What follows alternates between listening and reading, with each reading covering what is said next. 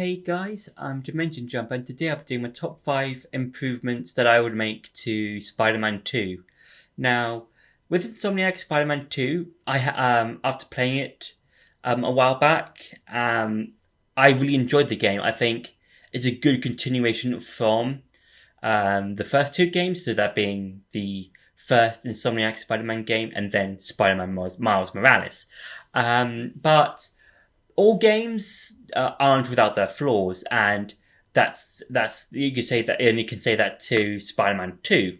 And yeah, and in this video I'll just be personally going over some of the things that I found while I was playing the game that I kind of would have liked to see more of, or kind of would have liked to see in the game more when it comes to that sort of thing. So yeah. So for number 5 is about 30 more minutes of Symbiote Peter Parker.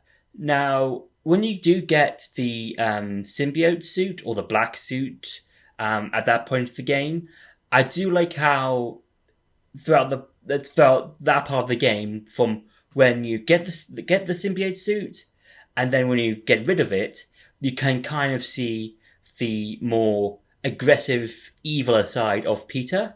And I do like the fight with him against Miles, as where you're playing as Miles, and and Miles is trying to convince Peter to get rid of the suit because it's controlling him, and Peter's saying that it makes him a better Spider-Man.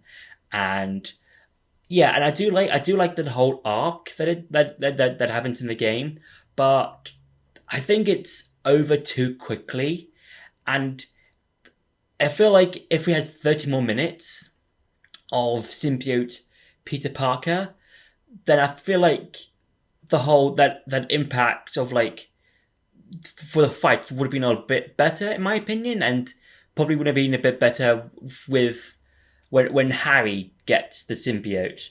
But I feel like if something bad happened, or if like something because what I'm trying to get at is that if we had 30 more minutes, we could have like at least one or two cutscenes of Peter just doing some spider work, and then something happens, and then like he is too aggressive to one of his friends or something, like MJ or Harry, and then it's like in his subconscious, like he'd be like, "Oh, I was a bit harsh to them.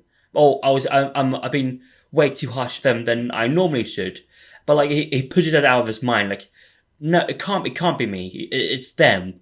And then let's say another thing happens later in the game, like he nearly gets like let's say during the lizard debacle. It's like the first thing I talked about happens before or around the lizard fight, and then later in the game, it's like another thing happens that almost gets himself, or again one of his other friends, killed, or Miles killed, or something like that. And it's like then his subconscious is like, no, this really isn't me. This isn't how I should be doing something like this. This isn't how I do Spider-Man stuff. And then I feel like that something like that would have been a whole lot cooler. So yeah. For number 4 is adding more gadgets. Now the gadgets in this game are quite useful. I think probably the most useful one is the one where it grabs either enemies or throwables and just brings them all together and collides them. And I feel like there's the most useful one out of the other ones, because there's the Ricochet one, there's the Rocket one, there's the other one I don't happen to remember, there's the normal web shooters. But when you compare it to the first game, the first game had a whole bunch of gadgets. You had the taser one, you had the regular one, you had ones that could it was more of an impact towards the enemies, that sort of thing, and you could like rotate out of them.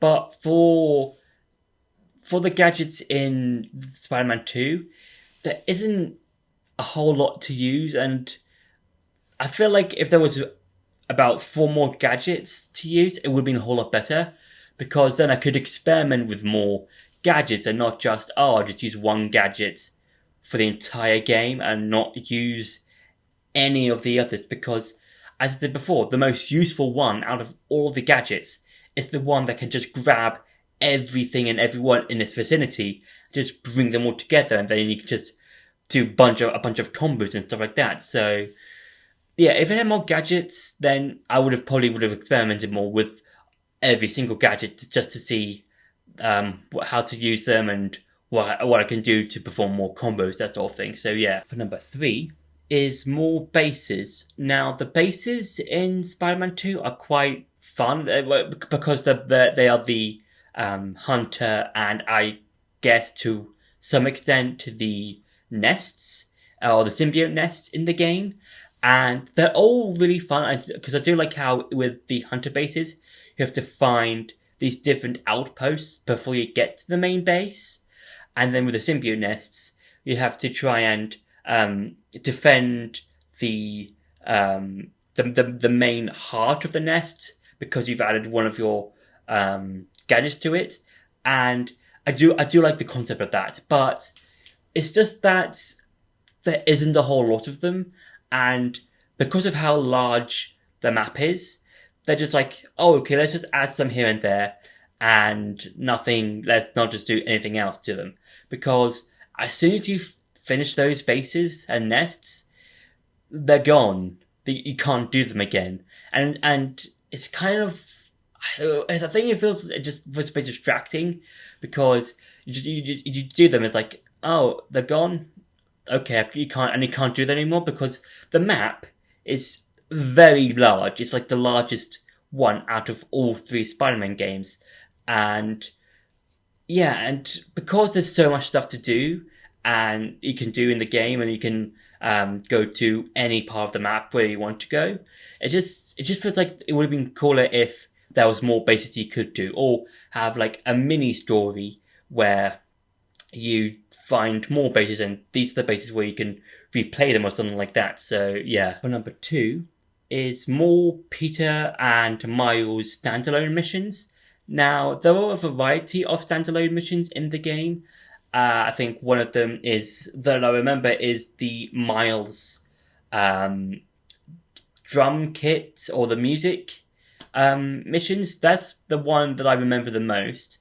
Then you've got another Miles one where he's to find someone who has to be in a fair or something like that. And yeah, and when it comes to Peter, the only one that I do know that he has that's just for him is all of those knockoff Harry bases. And yeah, there isn't really much for Peter to do. So I feel like if there was a bit more extra, like let's say they both have 5 standalone missions each, and you have to do them throughout the game, I think that would be a whole lot better. Because as I said before, I only remember 2 of them, and I don't really remember a lot of the other ones. And yeah, it would have been a lot cooler and a lot better if there was more stuff or more standalone missions for both Peter and Miles to do. So yeah. And for number 1 is replayable bases. Now the bases in the game are, as I said before, are quite nice. I do enjoy them, and I do like how they fit into the story. But once you do them, you can't do them again. And there is a base, like a replayable base of sorts, and that is the Mysteriums that I do like to do, because they're basically combat challenger base areas. And yeah, and I think it would be cool if something like that was more in the game when it came to the Craven bases and the symbiote nests, because with the Mysterium places, you could do like do all these different things for more currency to get like your suits or your gadgets, that sort of thing. And it would be cool to see more bases like that. It's like, do a certain amount of combos to get more currency for your stuff, more base tokens, that sort of thing.